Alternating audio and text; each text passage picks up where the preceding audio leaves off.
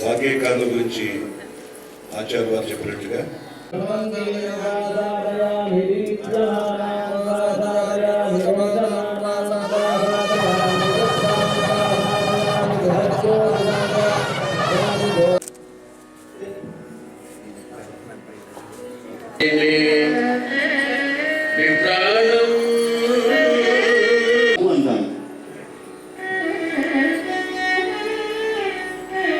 తెలుగునాట మహాభక్తులైన సహజ భక్తులైన వాగ్గేయకారులు.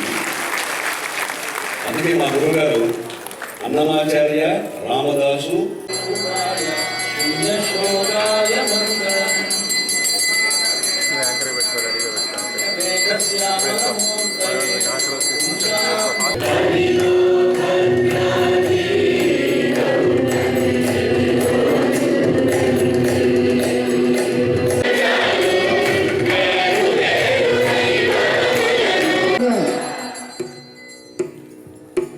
ఘోరమైన పాతకాలను అపహరించకుండా ఉంటే చాలు, గోపురాది నిర్మాణాలతో పని లేదు.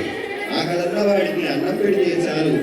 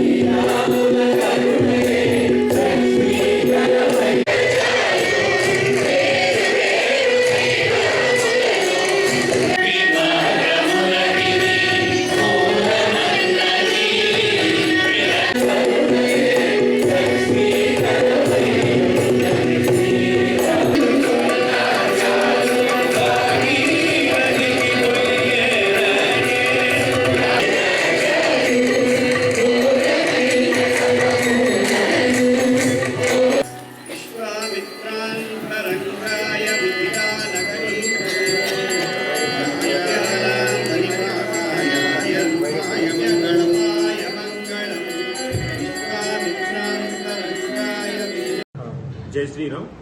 దక్షిణాయోధ్యంగా పేరుగాంచిన భద్రాచల క్షేత్రంలో ఈరోజు మనకి భక్త రామదాస్ గారి 393వ జయంతి.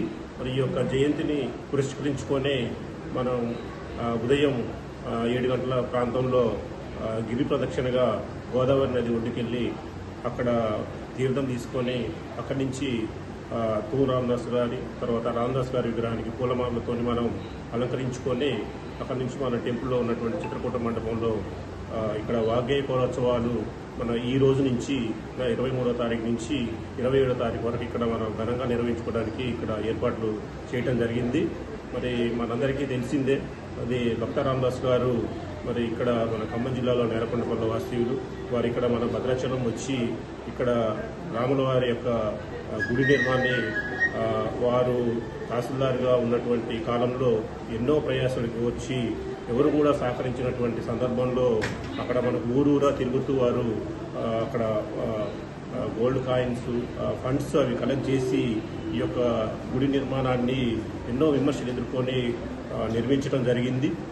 తదుపరి అప్పుడున్నటువంటి పరిపాలకులు వాళ్ళందరూ కూడా రియలైజ్ అయ్యి మరి భక్త రామదాస్ యొక్క భక్తికి మెచ్చి వారిని అప్పుడు జైలు పాలు కూడా చేయడం జరిగింది. వారిని విడుదల చేయడం కూడా జరిగింది తదుపరి.